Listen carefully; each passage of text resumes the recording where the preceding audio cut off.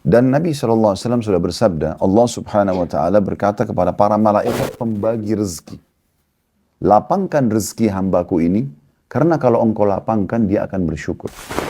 Dan kata para ulama, tidak ada orang yang bersangka sesuatu kepada Allah baik atau buruk kecuali Allah kasih.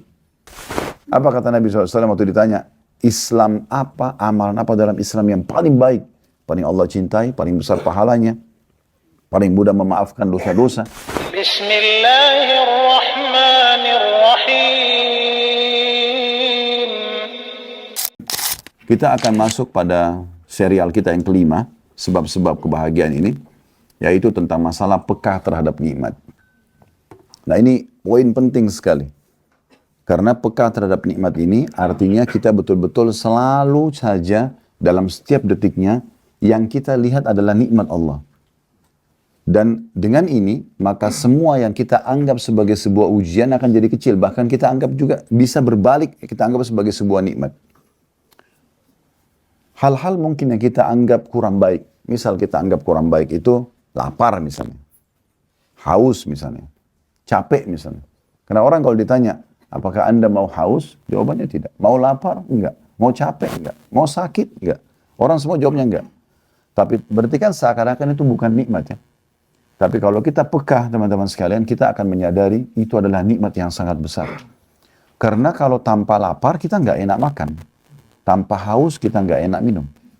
Bukan nggak enak sih dalam arti kata tidak bisa menikmati nggak, tapi beda.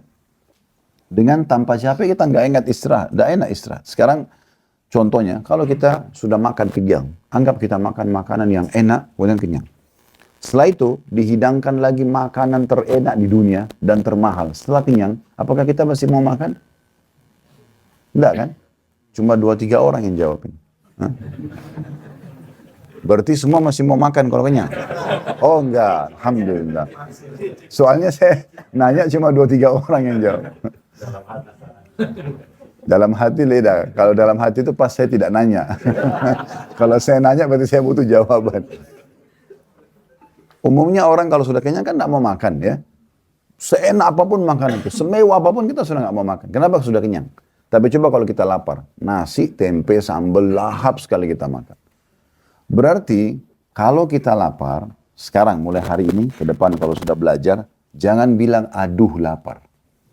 Bilangnya apa? Alhamdulillah lapar. Ini sederhana.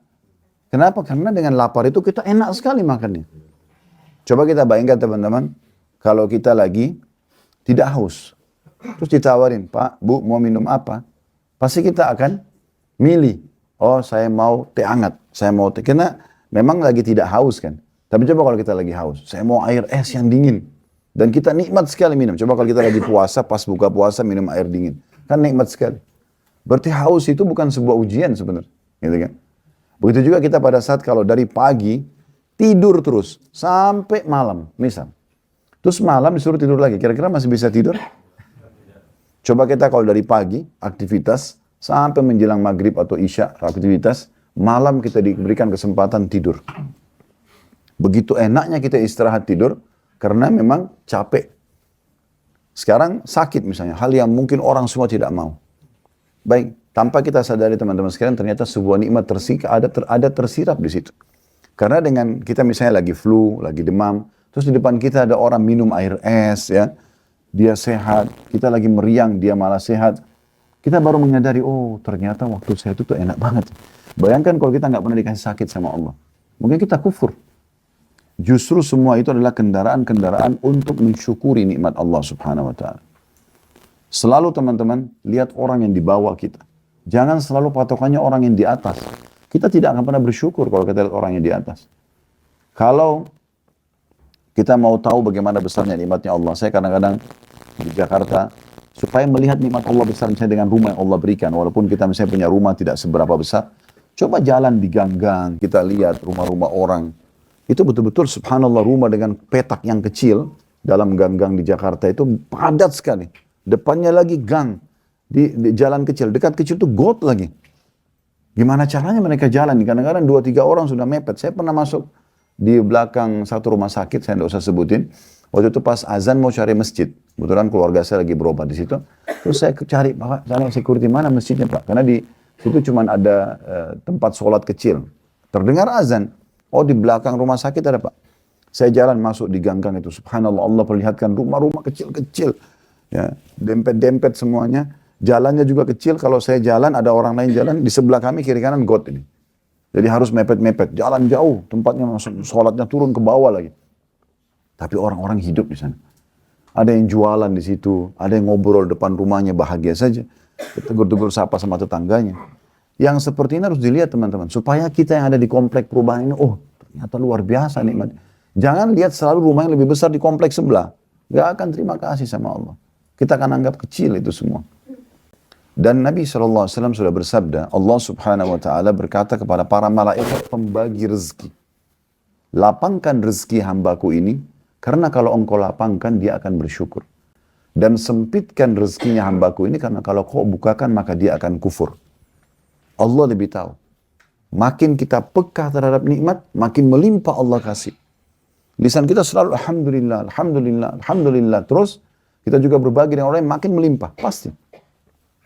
Tapi kalau sedikit berluku kesah, semuanya serba salah, semuanya serba kurang, gitu kan.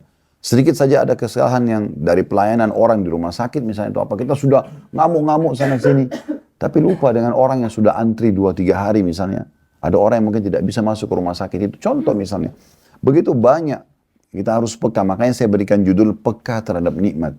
Bukan hanya sekedar bersyukur. Bagaimana kita peka melihat semua nikmat Allah SWT. Dari rambut kita teman-teman sekalian sampai ke ujung kaki kita. Berapa banyak nikmat Allah yang luar biasa yang orang lain tidak miliki. Berapa banyak. Saya kedatangan ini contoh saja. Saya kedatangan berapa kali gitu jemaah di kantor, di restoran. Ada kemarin satu bapak terakhir datang. Dia minta izin untuk ketemu ngobrol gitu. Dia ada mampir makan sama teman-temannya. Begitu duduk, bapak itu Masya Allah kelihatan badannya sehat sekali. Tiba-tiba dia bilang minta bicara 4 mata Ustaz. Terus dia ngomong ternyata mau ngambil anak angkat. Dan sambil bapak itu nangis-nangis gitu. Ustaz, saya mau ambil anak angkat. Kami sudah menikah 10 tahun atau 15 tahun belum punya anak. Sambil dia nangis-nangis. Pada saat saya mau ambil anak angkat pun keluarga ada yang menolak. Kakak saya menolak. Dan kemudian ini dan itu. Terus dia ini kayak itu masalah besar sekali buat dia. Sementara selama ini Allah sementara sudah karunia kita anak. Kadang-kadang kita masih marah-marahin anak itu. Padahal ada orang berharap dikasih 1 anak aja. Gitu. Kita sudah punya 2 anak, 3 anak, 4 anak. Kadang-kadang anak itu cuma aktif, kita bilang nakal. Aktif. Justru bagus. Nanti kalau sudah sakit baru kita sedih. Kenapa? Anak-anak memang masanya aktif. Gitu kan? Loncat sana, loncat. Semua anak-anak itu biasa jatuhin barang, pecahin gelas. Itu semua anak. Kalau cuma anak kita mungkin aneh. Kan gitu. Tapi subhanallah banyak orang begitu. Kadang-kadang ngomong yang gak enak gitu kan. Kamu kok nakal sekali? Ini kan bahasa berbahaya ya. Karena kata Nabi SAW, jangan ucapkan perkataan buruk buat diri kalian, keluarga kalian, dan juga ya harta kalian sehingga malaikat lewat dan mengaminkannya. Dan kata para ulama, tidak ada orang yang bersangka sesuatu kepada Allah baik atau buruk kecuali Allah kasih. Oh, saya kayaknya nyesal nikah sama orang ini. Allah kasih. Penyesalan. Menyesal ibu punya anak kamu. Ya jadi nyesal. Ya. Ini sering saya sampaikan di pengajian. Syekh Sudais, hafidhahullah. Beliau sekarang bukan cuma imam haram, tapi pemimpin 2 haramain. Mekah sama Madinah ini beliau ketuanya gitu. Salah satu waktu pernah diwawancarai, ditanya di sini. Sekarang kan imam paling senior beliau ya. Dari masa Raja Fahad, Raja Abdullah, sekarang Raja Salman. 3 raja beliau masih hidup. Dan memang dari doa-doanya kalau lagi malam 27 Ramadan, ya, itu kalau teman-teman pas dengarin dan ngerti artinya itu luar biasa. Beliau minta terus dipanjangin umur, dalam keadaan sehat, dan memang Allah kasih itu. Depan mata kita bisa lihat bertahun-tahun suaranya tetap begitu bagus, padahal sudah tua. Pernah ditanya, apa kata kunci rahasia Anda bisa sukses seperti ini? Sampai luar biasa gitu. Ya saya pernah teman-teman sekalian berdakwah ke Irian, masuk ke satu wilayah pedalaman, itu dari Jakarta ke Timika ke daerah itu lagi, masih naik pesawat Twin Otter 1 jam ke daerah Agats, naik masuk lagi ke Atsi namanya, jauh sekali. Mungkin sekitar, kalau saya tidak salah 3 jam naik speedboat lagi. Masuk ke dalam pedalaman benar. Di sana ada satu masjid umat Islam buat, dan lagi diputar tilawahnya Syekh Sudais, gitu kan, sebelum azan gitu. Saya sebenarnya berpikir pada saat ini, Syekh Sudais kalau tahu suaranya sampai bergema di hutan, mungkin beliau sedih kali bergembira dengan Allah SWT. Tapi luar biasa Allah sampaikan begitu. Tahu apa rahasianya? Pada saat ditanya, apa rahasianya? Dia bilang doa ibu saya. Kata yang wawancarai, memang apa doa ibu anda? Dia bilang, saya dulu waktu kecil, kalau nakal atau aktif, ibu saya selalu mengatakan, pergilah ke haram, semoga kau jadi imam haram. Itu perkataan ibunya. Jadi bukan bilang, kamu nakal sekali, kamu begini dan begitu, nyusahin ibu, enggak. Pergilah ke haram, semoga kau jadi imam haram. Itu terus ibunya doa. Ucap, jadi doa. Berapa banyak kita nggak peka hal seperti ini. Kenapa kita tidak mengatakan, nak, semoga Allah berikan kau hidayah. Kita bilang pada pasangan, semoga Allah berikan kau hidayah. Semoga engkau lunakkan hatimu. Semoga Allah berikan petunjuk. Kenapa kita nggak seperti itu? Kenapa kita teman-teman sekalian susah sekali mengucapkan salam dengan pasangan kita atau dengan keturunan kita? Padahal assalamualaikum artinya semoga keselamatan dunia akhirat engkau dapatkan. Itu assalam, kebahagiaan dunia akhirat, keselamatan. Warahmatullah, semoga rahmat. Rahmat itu rezeki. Selalu engkau dapatkan dan juga wabarakatuh. Semoga itu cukupkan. Ya, setiap ketemu kita harusnya mengucapkan itu. Kata Nabi SAW, ya, orang muslim yang terbaik adalah orang muslim yang kalau bertemu dengannya dia mulai dengan salamnya. Kenapa kita malas sekali ucapkan? Berapa banyak orang yang harusnya setiap hari komunikasi sama istri atau suaminya atau orang tua sama anaknya tidak ucapin salam. Ya, di sini di Saudi, teman-teman sekalian, jangan aneh, jangan merasa asing. Cuma kalau orang-orang dari negara lain saya memang tidak melihatnya. Tapi kalau di sini di Saudi ini, kalau kita naik ke lift misalnya di tempat-tempat umum mereka yang biasa kumpul, karena di sini kan lagi kumpul jemaah haji ya. Dan biasanya di tempat-tempat umum di luar itu, kalau kita lagi di lift ada orang masuk pasti salam. Assalamualaikum warahmatullahi wabarakatuh. Naik di pesawat, kita naik di pesawat, kalau Saudi Airlines misalnya, saya sering dapat gitu. Duduk di bisnis kelas, ada orang masuk, Assalamualaikum. Di ekonomi lewat, dia Assalamualaikum. Di bus umum, Assalamualaikum warahmatullahi wabarakatuh. Begitu orang salam, biasa sekali. Saya pernah satu kali naik di lift di PGC, di Pasar Grosir Cililitan waktu itu, mau sholat di lantai 7 kalau nggak salah. Begitu saya masuk, liftnya agak penuh. Terus saya salam, Assalamualaikum warahmatullahi wabarakatuh. Semua mata orang lihat saya aneh. Iya. Maksudnya, siapa orang ini salam? Waktu itu memang saya belum dikenal di media seperti sekarang ya. Orang pada bertanya semua. Karena biasanya kita terbiasa salam sama orang yang dikenal kan. Kan ini aneh. Apa kata Nabi SAW waktu ditanya, Islam apa, amalan apa dalam Islam yang paling baik? Paling Allah cintai, paling besar pahalanya, paling mudah memaafkan dosa-dosa. Kata Nabi SAW, tut'imut ta'am, berikan makan orang lain, traktir orang lain. Ya. Kemudian, tusallimu ala man ta'rif wa man lam ta'rif. Engkau mengucapkan salam kepada orang yang kau kenal dan kau tidak kenal. Jadi tidak boleh orang dikenal saja, apalagi suami istri.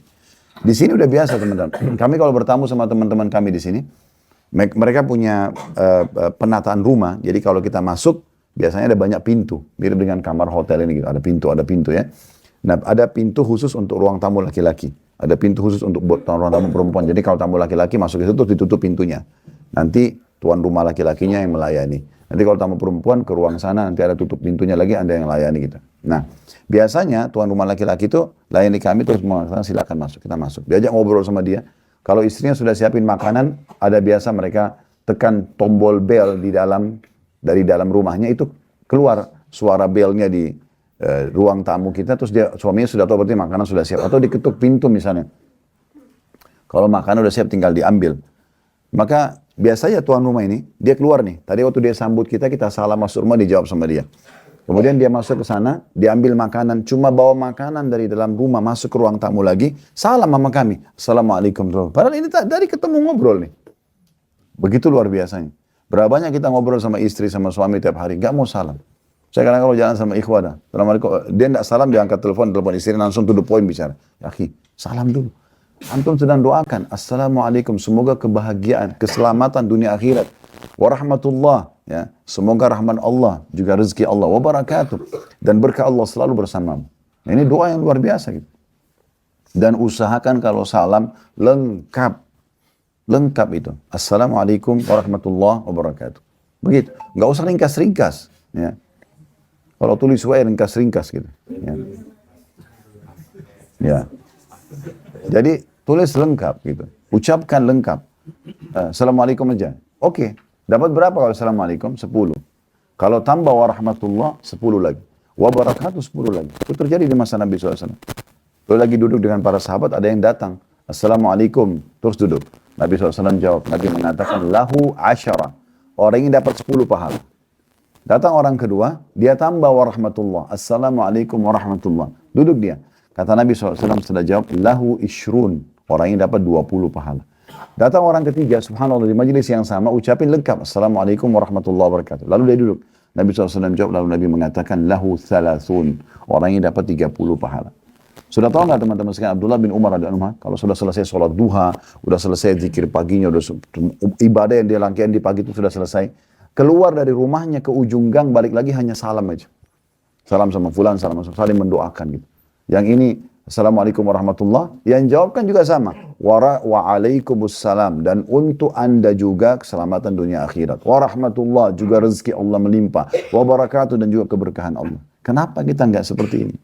Harusnya peka, saling mendoakan yang baik gitu kan. Ini poin luar biasa yang harus kita ketahui. Dan terlalu banyak tentunya nikmat Allah Subhanahu wa taala. Intinya, lihat orang yang di bawah, kata Nabi SAW, kalian akan lebih mudah untuk bersyukur. Syukuri. Jangan lihat orang yang di atas kita, karena pasti akan ada ya, orang di atas kita. Secara ekonomi, secara paras wajah, postur tubuh, pasti ada saja orang di atas kita. Tapi itu bukan untuk kita jadikan tolak ukur. Nabi SAW mengatakan, lihatlah orang yang di bawah kalian, maka kalian akan lebih peka. Nabi SAW menganjurkan kita selalu menjenguk orang sakit supaya kita tahu tentang nikmat ya kesehatan yang kita sedang miliki gitu kan.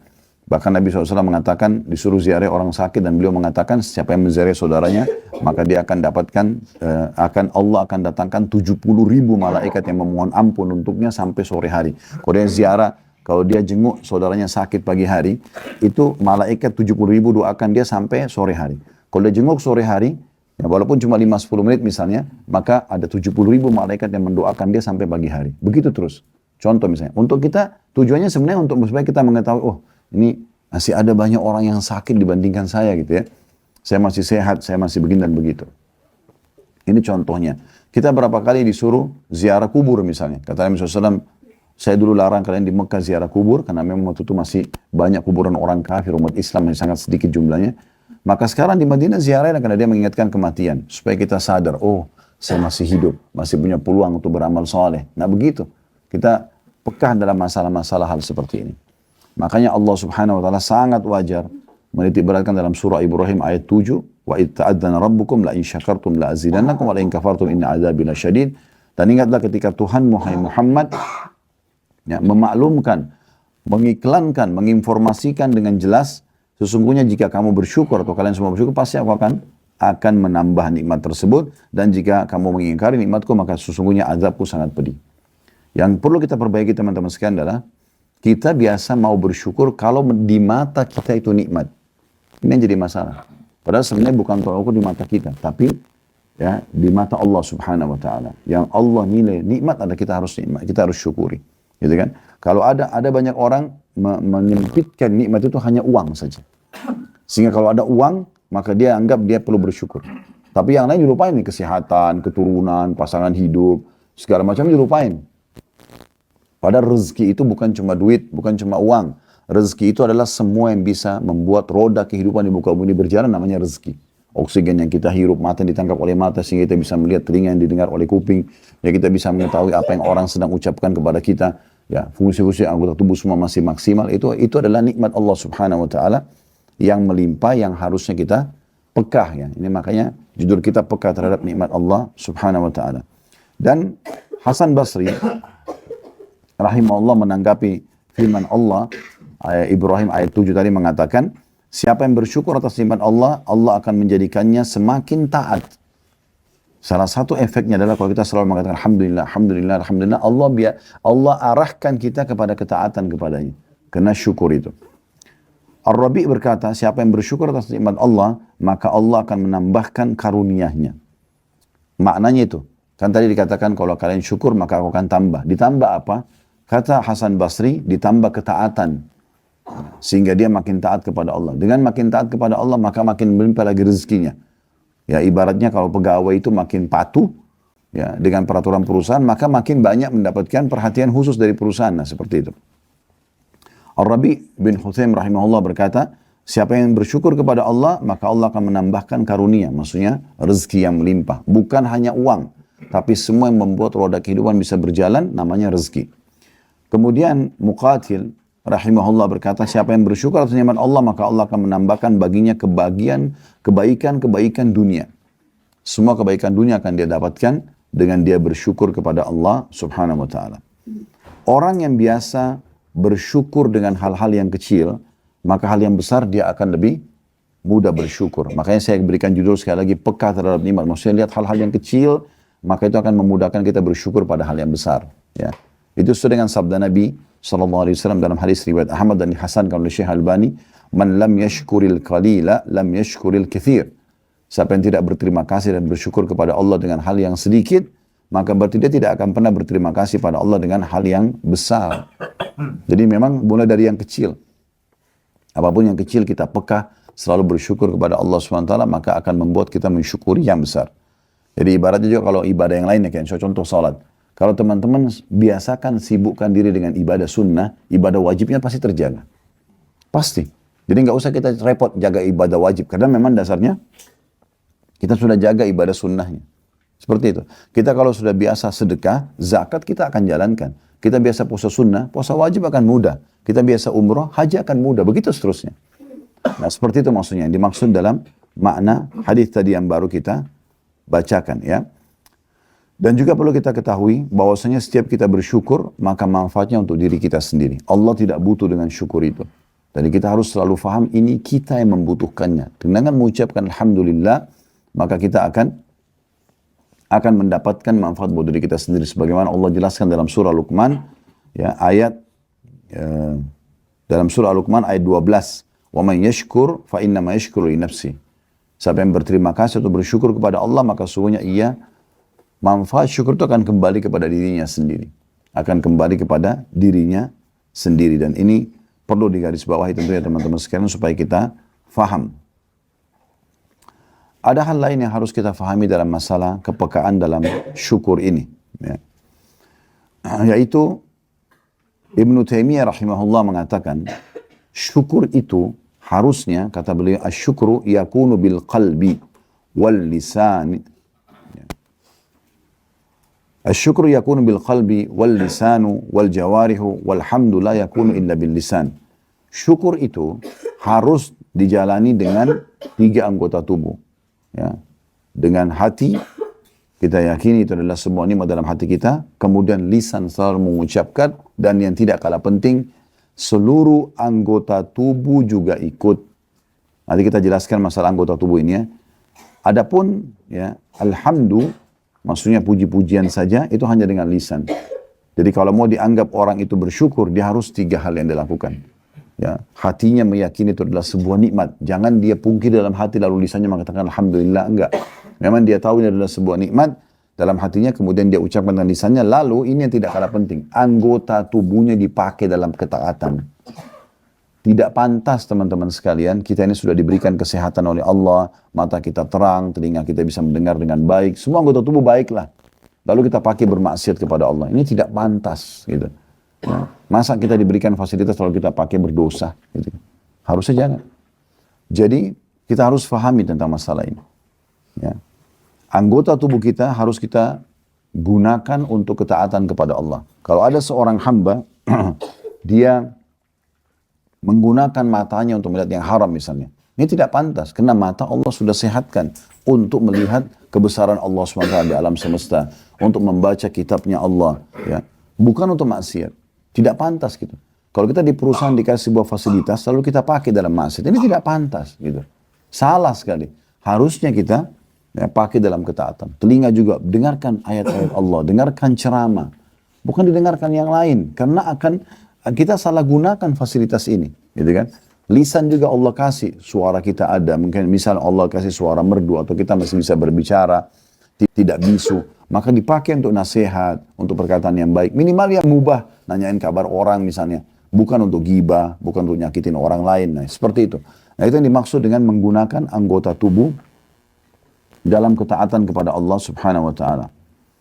Dan kalau ada orang menggunakan fasilitas yang Allah berikan pada kemaksiatan, buat dosa, ya. Terutama teman-teman, saya nasihati diri saya dan teman-teman sekalian. Ini kita sudah haji. Allah sudah perlihatkan kita bagaimana kita ibadah kepadanya, dipilih dari para hamba-hambanya, dijanjikan dengan janji yang banyak. Jangan pulang dari haji ini kembali kepada pelanggaran ini. Ini sayang sekali. Berapa banyak orang pulang dari haji berubah. Tadinya di sini sudah mulai soleh dan soleh, pulang ke Indonesia mulai berubah lagi. Kembali lagi ke masa-masa jahiliyahnya dulu. Ini keliru sekali. Perhatikan Ibnu Qayyim sangat peka menyampaikan dalam kitab Madarikus Salikin beliau. Jadi satu halaman 337. Annal ma'asi, ya, dikata beliau, kulliha atau kullaha. Annal ma'asi kullaha min naw'il kufri al-asghar fa innaha diddu syukri alladhi huwa al-amalu bit-ta'ah. Kata beliau, seluruh maksiat, seluruh dosa, tidak terkecuali, kecil ataupun besar, masuk dalam kufur. Ya, kufur nikmat maksudnya. Maksiat itu bertolak belakang dengan sikap syukur. Kalau dia bilang Alhamdulillah tapi tetap buat dosa, jadi bertolak belakang. Gitu. Karena bentuk syukur adalah dengan beramal ketaatan. Orang kalau betul-betul berterima kasih pada perusahaan, dia akan loyal dengan perusahaannya. Itu baru benar. Ya, bentrok dong kalau dia mengatakan misalnya, oh saya kerja di sini, saya bangga, tapi di belakang dia rusak namanya perusahaan, itu kan tidak mungkin. Atau dia pakai fasilitas yang dia salah gunakan misalnya, itu tidak mungkin. Nggak ketemu. Yang benar adalah kalau dia dikasih kebaikan, maka dia justru membalasnya dengan kebaikan. Nah ini poin penting ya. Ibnu Qayyim juga mengatakan bahwasanya rukun syukur itu ada 3. Ada rukunnya, wajib kita fahami. Yang pertama, mengakui nikmat itu berasal dari Allah. Jadi kita betul-betul akui ini adalah dari Allah Subhanahu wa ta'ala. Kemudian yang kedua, memuji Allah atas nikmat tersebut, mengatakan Alhamdulillah. Yang ketiga, meminta tolong untuk menggapai ridha Allah dengan memanfaatkan nikmat dalam ketaatan. Jadi ini tadi, gunakan nikmat itu dalam ketaatan. Kekuatan ini untuk ketaatan, mata ini untuk melihat yang halal, telinga untuk mendengar yang halal, lisan mengucapkan yang halal, tangan menjamah yang halal, kemaluan menyentuh yang halal, kaki melangkah ke tempat yang halal. Dan harus ada perubahan. Gak bisa kita teman-teman sekalian merasa selalu cukup dengan apa yang sudah kita lakukan, tidak. Selalu kita meningkatkan kualitas tersebut. Ya. Justru termasuk juga rasa syukur kepada Allah Subhanahu wa ta'ala, itu kalau kita tadinya pernah melakukan pelanggaran, sekarang kita tutupi pelanggaran itu dengan kebaikan-kebaikan. Saya kasih contoh. Pernah dengar Abu Jahal ya, Fir'aunnya umat ini, ya, diberikan julukan Fir'aun umat ini, meninggal dalam keadaan kafir di perang Badar. Tapi subhanallah Allah kasih hidayah anaknya bernama Ikrimah. Ikrimah ini jahatnya dulu sebelum Islam sama dengan Abu Jahal ayahnya, persis sama. Karena dia ungkapin sendiri, radhiyallahu anhu. Di pembebasan kota Mekah, Ikrimah masuk Islam. Setelah masuk Islam, pada saat itu awalnya dulu kebencian dalam Islam. Dia tidak mau dengar Al-Quran, tidak mau dengar Nabi. Pokoknya intinya ini musuh diperangi. Sampai dia pembebasan kota Mekah, pasukan besar masuk di sini, umat Islam 10.000 orang menguasai Mekah. Mereka tidak bisa lagi melawan. Di saat itu dia mulai duduk merenung. Ada apa ini? Kekuatan apa yang sedang masuk ke kota dia? Kemudian dia coba dengarin Al-Quran dengan merenungi dalam bahasa Arab. Dia ngerti bahasa Arab. Barulah masuk dalam iman dalam hatinya. Setelah itu dia mengatakan, ya Rasulullah, sungguh ini firman Tuhanku yang luput dariku selama ini. Lalu dia menangis. Lalu dia mengatakan, ya Rasulullah, ini bahasa dia yang perlu kita jadikan bahasan ya. Dia mengatakan, ya Rasulullah, mulai hari ini saya akan mengeluarkan infak sebesar dulu yang pernah saya keluarkan pada saat memerangi Anda. Agar Allah memaafkan kesalahan-kesalahanku. Jadi sebab dia dalam riwayat lain dia mengatakan apa? Ya Rasulullah, tidak ada satu kesempatan pun untuk memusuhi Anda. Baik menggunakan harta, menggunakan lisan, menggunakan kekuatan fisik, kecuali saya ikut. Sekarang saya akan balas semua itu untuk saya ganti. Harta saya akan infak untuk justru membela agama Allah. Lisan saya sekarang untuk membela agama Allah. Fisik saya untuk membela agama Allah. Dan betul Ikrimah buktikan itu. Betul. Beliau keluarkan hartanya sekian banyak untuk menutupi kesalahannya di masa lalu yang dulu dia infakkan dalam maksiat. Kemudian betul juga dia lisannya selalu digunakan berdakwah, nasihatin orang. Padahal dulu musuhnya Islam yang luar biasa. Sama-sama ayahnya, persis sama. Anak sama ayahnya kembar memerangi Nabi SAW. Dan mereka tidak mau masuk Islam hanya karena merasa kenapa dari sukunya Nabi Muhammad keluar Nabi. Kenapa Abu Jahal itu ditanya. Pernah ditanya dulu. Ya. Kenapa sama Abu Sufyan, sama teman-temannya. Karena Nabi SAW seringkali kalau malam membaca Al-Quran di rumahnya beliau, rumahnya Khadijah. Rupanya ada 3 tokoh Quraisy ini sering datang dengar diam-diam. Abu Jahal, Abu Sufyan, sama ada satu lagi. Subhanallah saya lupa nama satu orang ini. Tapi 3 orang ini dengar tapi di sisi sudut rumah Nabi yang berbeda-beda. Di sini satu, di sana satu, di sana. Mereka pikir tidak ada yang lihat. Mereka dengar ayat dari malam sampai pagi. Nabi baca, dengar. Karena dalam bahasa Arab mereka ngerti. Mereka tersentuh sebenarnya. Pada saat mereka mau pulang, bertemu 3 orang ini. Saling tanya, kenapa di sini? Ngapain di sini? Akhirnya mereka kayak saling malu sendiri. Oh, saya dengarin ayat. Saya juga sama. Apa yang kamu rasakan? Iya ya. Kayaknya ada kebenaran di sini. Ini Abu Jahal, Abu Sufyan, dan satu lagi tokoh Quraisy. Kalau tidak salah cuma Abu Sufyan yang masuk Islam nantinya. Ringkas cerita, mereka janjian. Ini nggak boleh kita kesini lagi loh. Kalau kelihatan sama masyarakat Mekah, nanti mereka masuk Islam nih. Nggak boleh. Ternyata mereka sudah janjian bubar. Mereka pikir temannya ini semua jujur. Besok malam mereka datang lagi. Sama-sama lagi datang. Iya, itu dalam riwayat Sahih. Besok sama lagi mereka datang. Bubar ketemu lagi. Janjian lagi. Sampai 3 hari. Setelah 3 hari, Abu Sufyan penasaran. Datanglah Abu Sufyan kepada temannya yang satu, yang saya lupa namanya. Bagaimana menurut kamu? Saya tidak dengar kecuali kebaikan. Semuanya baik-baik. Perintah kebaikan, larangan kebaikan, memperkenalkan kepada Tuhan Allah dan orang Quraisy. Sebagaimana saya bilang kemarin, mereka kenal Allah. Mereka tahu Ka'bah ini adalah rumahnya Allah. Mereka tahu menciptakan langit dan bumi Allah. Cuma mereka syirik. Datangkan batu yang dianggap perantara antara Allah. Jadi minta dulu sama patung baru ke Allah. Gitu. Ini nggak boleh. Minta kepada kuburan dianggap langsung kepada Allah. Allah nggak butuh perantara. Minta langsung kepada Allah Subhanahu Wa Taala. Akhirnya mereka berdua sepakat. Oke, kita datang kepada Abu Jahal. Waktu itu Abu Jahal ini julukannya oleh masyarakat Mekah disebut dengan Abul Hakam. Abul Hakam itu maksudnya orang yang sangat bijaksana. Teman-teman perlu tahu ya, Abu Jahal itu tampan sekali orangnya. Orangnya tinggi kekar, badannya bagus gitu kan. Punya kedudukan tinggi di Mekah ini. Secara fisik dan jabatan luar biasa orang itu, gitu kan. Jadi memang punya kelebihan dia. Terus dia didatangi sama Abu Jahal, sama Abu Sufyan dan temannya. Kami mau tanya oleh Abu Hakam. Dan sebab dia dikatakan Abu Jahal justru karena kejadian ini. Berubah julukannya dari Abu Hakam kepada Abu Jahal. Dan itu cuma umat Islam mengatakan Abu Jahal. Artinya orang yang sangat bodoh. Abu Jahal itu. Jahal kan bodoh. Gitu kan? Gara-gara kejadian ini. Maka pada saat itu 2 orang yang datang kepada Abu Jahal. Waktu itu dipanggil Abu Hakam. Wahai Abu Hakam. Bagaimana pendapatmu? Kita harus jujur nih. 3 hari kita sama-sama janjian tidak mau ulangi dengar Al-Quran. Kita malah dengar. Bagaimana pendapatmu? Apa kata Abu Jahal? Dengan jujur dia mengatakan. Saya perlu sampaikan apa adanya. Kalau apa yang saya dengar semuanya kebenaran. Gak ada yang salah. Bahkan sangat menyentuh bacaan Muhammad itu. Lalu kata Abu Sufyan, kenapa kau gak beriman? Kalau kau beriman, kamu pimpinan kami. Kami semua akan beriman nih. Karena kalau Abu Jahal beriman pada saat itu, semuanya orang masuk Islam. Satu Mekah. Karena dia pimpinannya. Gitu kan? Maka jawabannya begini. Bayangkan, bahan ini gara-gara rasisme saja ini ya. Dia mengatakan fanatisme kesukuan. Dia bilang dari dulu, sukuku sama suku Muhammad bersaing. Mengurus Mekah. Kalau mereka datangkan makanan minum untuk jemaah haji, kami juga lakukan itu. Kalau mereka bentuk pasukan membela Mekah, kami juga bentuk pasukan. Tapi sekarang dari suku Muhammad keluar Nabi. Kalau di sukuku tidak ada Nabi, berarti sukuku akan kalah. Karena itu aku tidak akan beriman pada Muhammad selamanya. Waktu sampai ke telinga Nabi, Nabi bilang, namanya sekarang Abu Jahal. Memang orang bodoh, karena dia hampir panen semua pahalanya orang satu Mekah. Itu luar biasa. Gitu.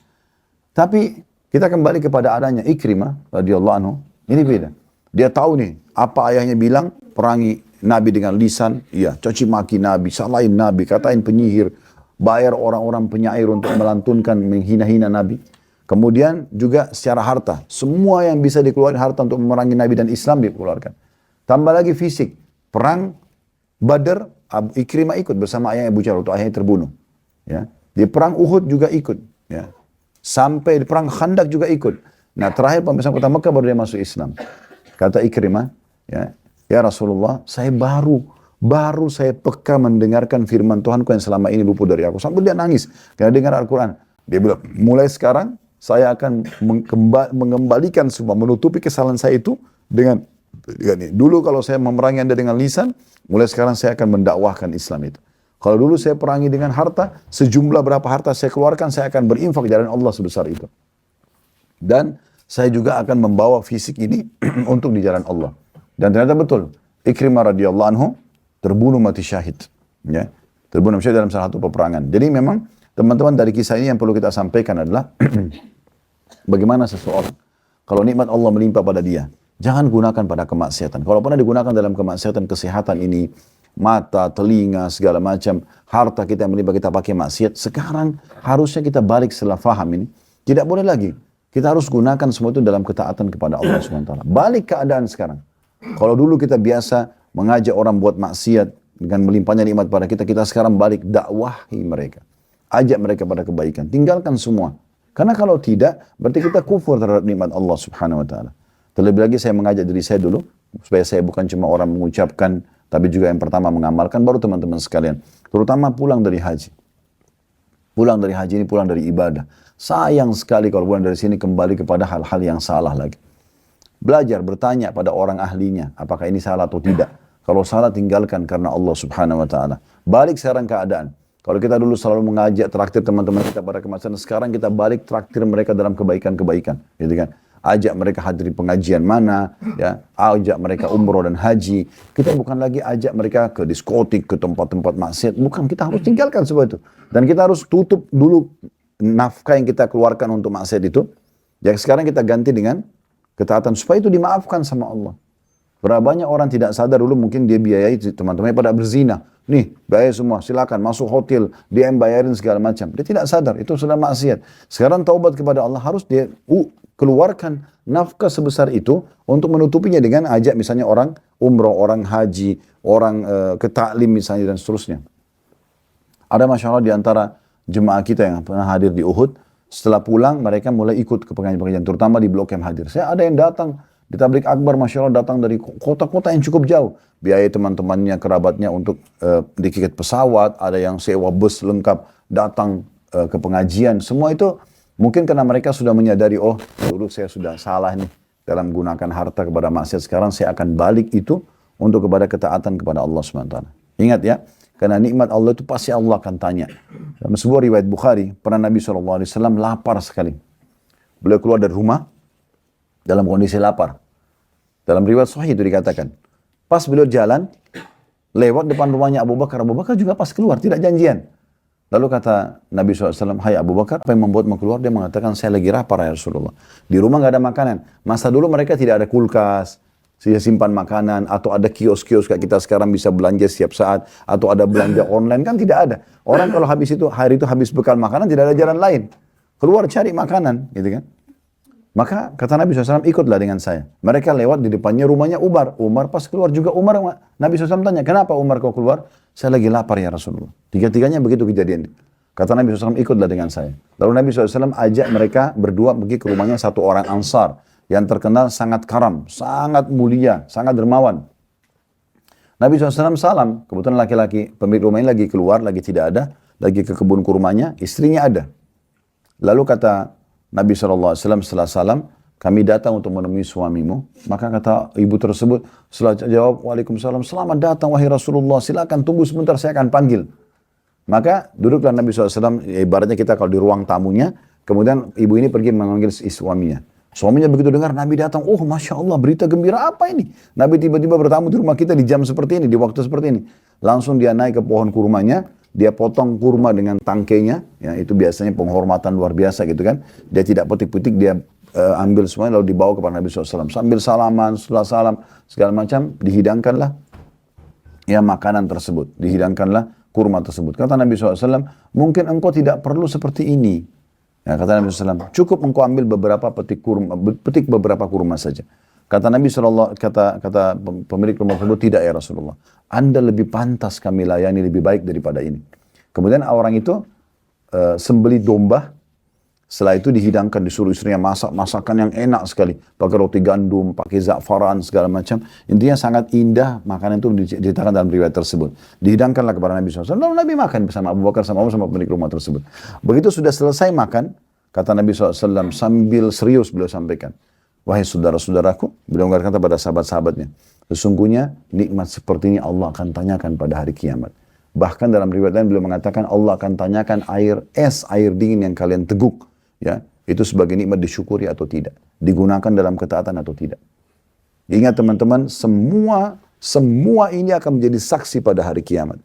Gelas yang kita pakai minum, sendok dan piring kita pakai makan, kalau kita bersyukur dan kita gunakan nikmat itu pada ketaatan kepada Allah, mereka akan jadi saksi hari kiamat. Sebaliknya, kalau kita pakai ini semua dalam kemaksiatan kepada Allah, orang masuk kamar hotel berzina, maka ranjangnya itu adalah makhluk Allah, lampu adalah makhluk Allah, air yang dia pakai cebok adalah makhluk Allah, akan jadi saksi semua hari kiamat. Ya, akan menjadi saksi kalau si fulan lagi berbuat ini dan itu. Makanya dalam banyak ayat Al-Quran dikatakan sesungguhnya penglihatan, pendengaran, itu sekarang semua akan diminta pertanggungjawaban hari kiamat. Dalam sebuah riwayat sahih dikatakan, nanti akan ada orang pada hari kiamat, karena dia takut masuk ke neraka. Dia takut masuk ke neraka, maka dia pun akhirnya, waktu Allah bilang, kau berbuat ini, kau berbuat itu. Dia pungkiri, tidak ya Allah gitu. Allah mengatakan, ini ada saksinya, para malaikat, enggak, saya enggak percaya mereka.